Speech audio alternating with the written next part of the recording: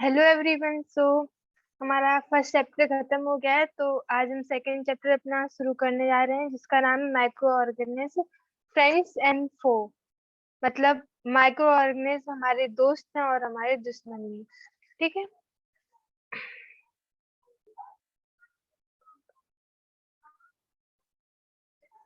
सबसे पहले समझते हैं कि माइक्रो ऑर्गेनिज्म होते क्या है। माइक्रो मतलब छोटे और ऑर्गेनिज्म मतलब जीव जंतु। ऐसे जीव जंतु जो बहुत छोटे होते हैं, जो हम लोग अपनी खुली आंखों से देख नहीं सकते। हमें कुछ कोई हमें इक्विपमेंट चाहिए होता है, जैसे अ, हम हमें देखने के लिए माइक्रोस्कोप चाहिए होती है। ठीक है। ये एक, हाँ, हम इन्हें खाली आंखों से नहीं देख सकते, हमें इन्हें देखने के लिए माइक्रोस्कोप की जरूरत पड़ती है। ठीक है, इस वजह से इन्हें माइक्रो ऑर्गेनिज्म बोलते हैं। तो इसकी डेफिनेशन क्या होगी अगर पूछा जाए कि what is microorganism? Organism which can not be seen with naked eyes are called microorganism और माइक्रोब्स। माइक्रो ऑर्गेनिज्म को माइक्रोब्स भी बोलते हैं। ठीक है, ऑर्गेनिज्म जो हम खुली आंखों से नहीं देख सकते हैं, ठीक है, उन्हें कहते हैं माइक्रो ऑर्गेनिज्म। और कुछ एग्जांपल्स हैं ब्रेड मोल्ड। जैसे कभी तुमने कभी देखा होगा, लाइक अभी बरसातों के मौसम में अगर तुम ब्रेड खरीदने जाओ तो कभी कभी ऐसी ब्रेड मिलती है जिसपे कुछ व्हाइट कलर का सब्सटेंस लगा होता है। ठीक है, अगर तुम उसे उसका तुम सिर्फ एक ऊपरी पार्ट देखते हो, अगर तुम्हें उसे एक एक करके देखना है ना, एक एक ऑर्गेनिज्म उसका देखना है, तुम्हें उसके लिए माइक्रोस्कोप की जरूरत पड़ती है। ठीक है। तो उस जो भी वो एक तरह की फंगाई होती है, तो उसका नाम होता है ब्रेड मोल्ड। वो एक तरीके का माइक्रो ऑर्गेनिज्म है। ठीक है। तो माइक्रो ऑर्गेनिज्म को चार मेजर ग्रुप्स में बांटा गया है। ठीक है। बैक्टीरिया, फंगाई, प्रोटोजोआ और एल्गे। ये हैं चार मेजर ग्रुप्स। तो कुछ बैक्टीरिया के हम लोग एग्जांपल ले लें, तो बैक्टीरिया कुछ एक ये देखो रॉड शेप बैक्टीरिया है, और ये स्पाइरल।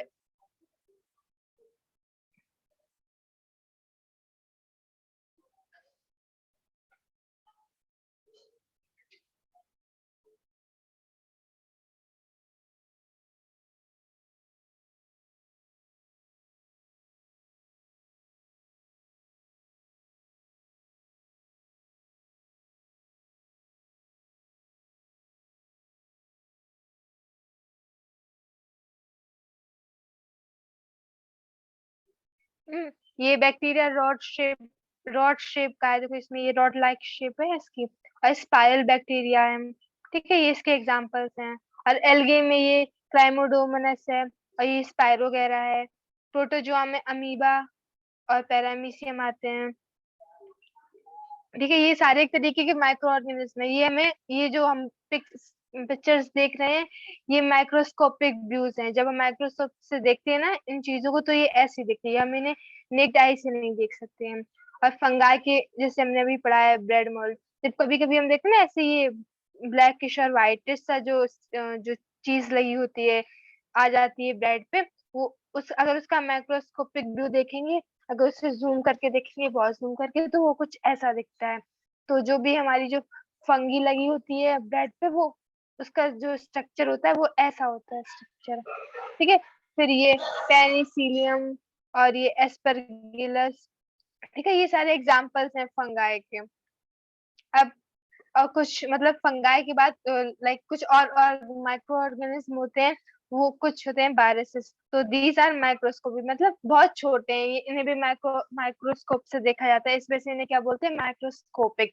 जो ऑर्गेनिज्म माइक्रोस्कोप की मदद से देखे जाते हैं उन्हें बोलते हैं माइक्रोस्कोपिक। ठीक है।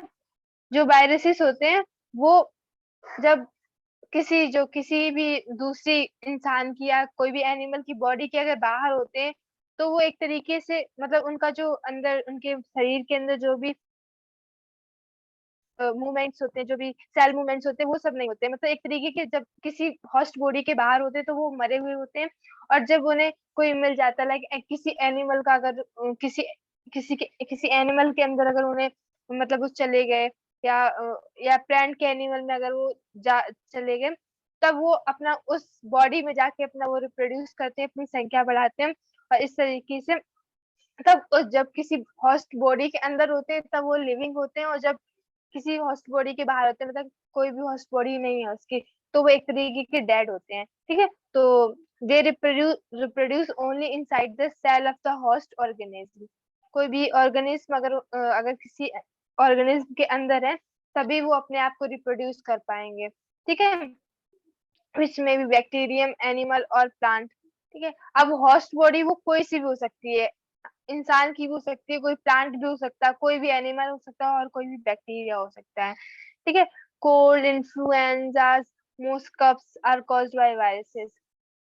तो जो अभी हम मतलब जो अभी हमारा कोरोना वायरस है, तो वो भी एक तरीके का वायरस है। अगर वो किसी इंसान की बॉडी के बाहर है, तब तो वो अपना कुछ वो डेड माना जाएगा, तो वो कुछ इफेक्ट नहीं कर पाएगा किसी की भी बॉडी को। लेकिन जब वो किसी की बॉडी के अंदर चला जाता है, तो वो रिप्रोड्यूस करने लगता है, वो उनके जो लंग्स में चला जाता है, तो लंग्स में रिप्रोड्यूस करके उनका पूरा लंग डैमेज कर देता है, ठीक है। वो भी एक तरीके का वायरस है। ये जैसे कोरोना वायरस, वायरस में वायरस है, तो वो एक वायरस है, ठीक है। तो मोस्ट जो कॉमन डिसीजेस जो वायरसेस से होती हैं, वो होती है कोल्ड, इन्फ्लुएंजा और कफ्स वगैरह होते हैं, ये वायरसेस के द्वारा होती हैं, ठीक है। फिर कुछ सीरियस डिसीजेस भी होती हैं, लाइक पोलियो और चिकन पॉक्स, ठीक है। ये वायरसेस के द्वारा वायरसेस करते हैं इन्हें, ठीक है। फिर जैसे डायसेंट्री और मलेरिया होता है, ये प्रोटोजुआ मतलब प्रोटोजुआ के कारण ये डिसीजेस होती हैं। अगर कोई भी प्रोटोजुआ एक इनका जो एक पर्टिकुलर प्रोटोजुआ होता है, अगर वो पर्टिकुलर प्रोटोजुआ तुम्हारा शरीर में चला जाए, तो तुम्हें मलेरिया हो सकता है और डायसेंट्री हो सकता है। तो ऐसी जो डिसीजेज जो प्रोटोजुआ से होती हैं, उन्हें प्रोटोजोन डिसीजेस बोलते हैं, ठीक है।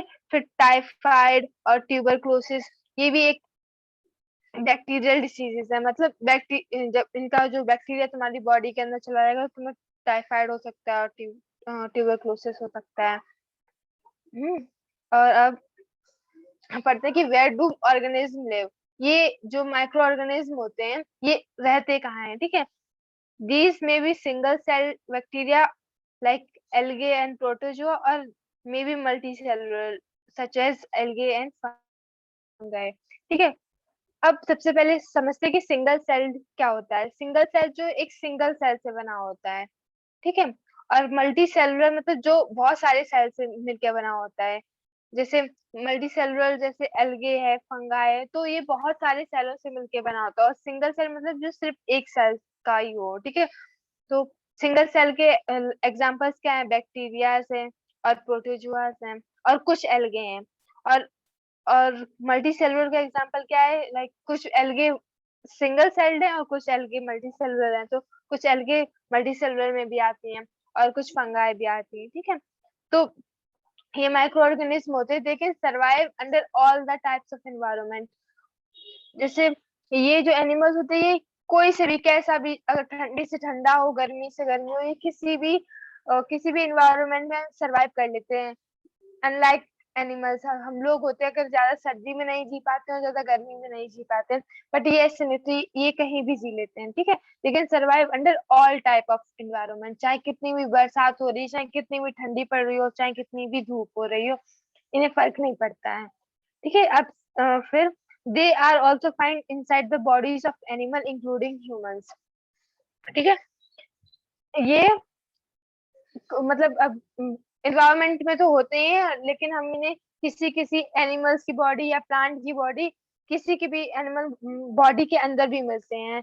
और ये ह्यूमंस अपने जो हम लोग होते हैं ना, हमारे इंटेस्टाइन वगैरह,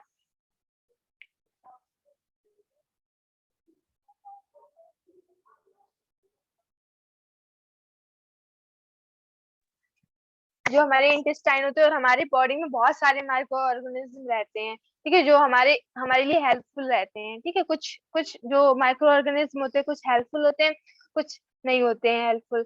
तो ये जो माइक्रो ऑर्गेनिज्म होते हैं, ये एनिमल्स की बॉडी में भी पाए जाते हैं, ठीक है। Some grow on the organism while other exist free.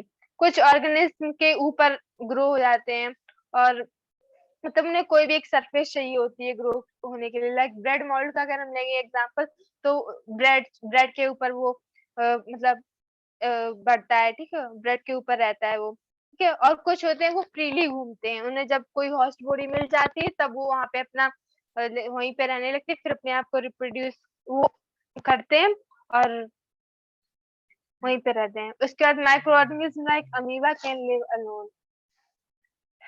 कुछ माइक्रो ऑर्गेनिज्म जैसे कि अमीबा, वो उसे किसी की जरूरत नहीं पड़ती, वो अपने आप खुद से रह लेता है, सेल्फ डिपेंडेंट है, वो खुद से ही अपना खाना जमा कर लेता है।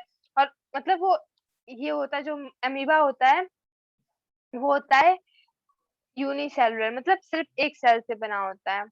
ठीक है। और ये खुद अपने आप रह सकता है, इसे किसी की मदद नहीं पड़ती है, ना कोई इसे हॉस्ट बॉडी चाहिए, ना किसी के ऊपर ये उगता है, ये अलोन रहता है। फिर wild fungi and bacteria live in colonies. और जो फंगी और बैक्टीरिया होते हैं, ये ग्रुप बना के रहते हैं। लाइक लाइक इनका ना एक टर्म होता है सिम्बायोटिक रिलेशनशिप। ठीक है। ये उसमें रहते हैं, ये अपनी चीज जो इनके पास होता है, वो जो जिनके साथ वो रह रहे हैं उन्हें देते हैं, और जो उनके साथ रह रहा है वो कुछ चीज इन्हें देते हैं। तो ऐसे ये ग्रुप्स में रहते हैं फंगाई एंड बैक्टीरिया। ठीक है। अब अब पढ़ते हैं कि माइक्रो ऑर्गेनिज्म एंड अस, मतलब ह्यूमन और माइक्रो ऑर्गेनिज्म कैसे मतलब एक दूसरे से रिलेटेड है। तो जो माइक्रो ऑर्गेनिज्म होते हैं वो कुछ फ्रेंडली होते हैं और कुछ हार्मफुल होते हैं।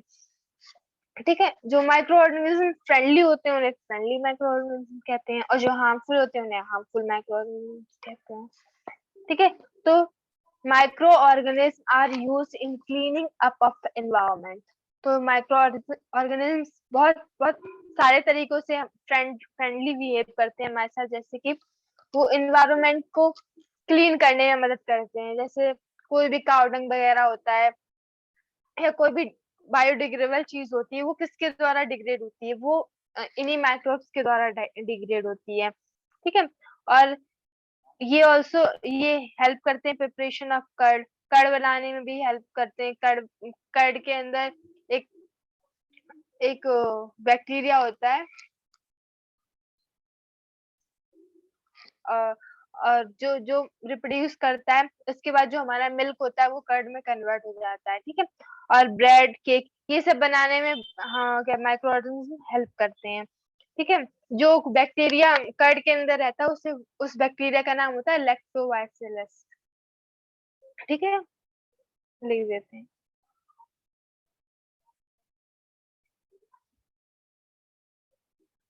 लैक्टोबैसिलस।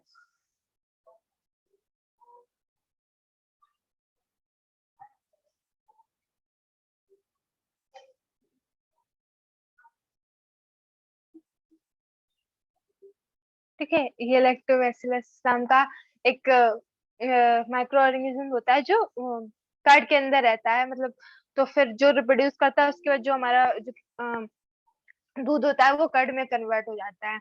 ठीक है। फिर जो ये माइक्रो ऑर्गेनिज्म होते हैं, ये एग्रीकल्चर में भी हेल्प करते हैं। कैसे हेल्प करते हैं, जैसे हमने पढ़ा था अपनी फर्स्ट चैप्टर में पढ़ा था कि अमीबा वगैरह होते हैं ये, और बहुत सारे ऑर्गेनिज्म होते हैं, ये हेल्प करते हैं सॉइल की फर्टिलिटी बढ़ाने के लिए। ठीक है।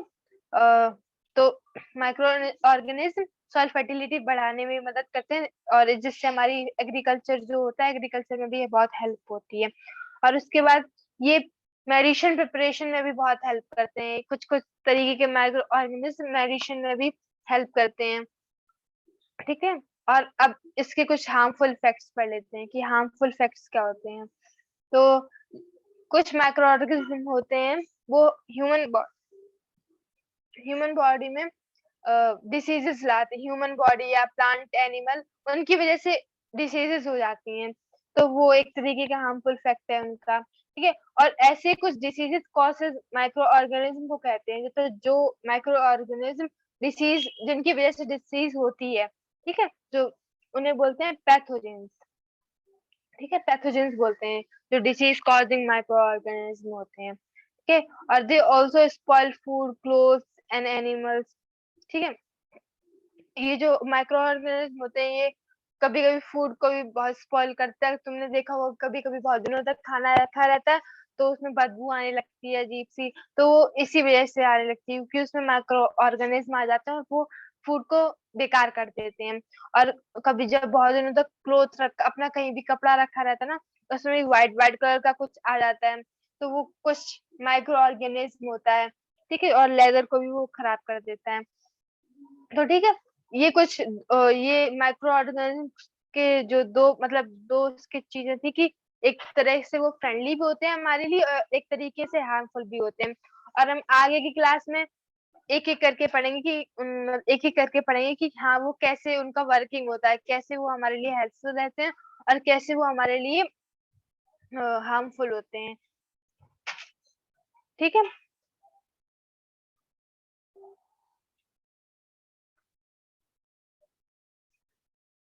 अब अगली क्लास में हम लोग इसके अच्छे हार्मफुल इफेक्ट्स और हार्मफुल इफेक्ट्स और हार्मफुल इफेक्ट्स और फ्रेंडली इफेक्ट्स के बारे में पढ़ेंगे माइक्रो ऑर्गेनिज्म के। ठीक है फिर।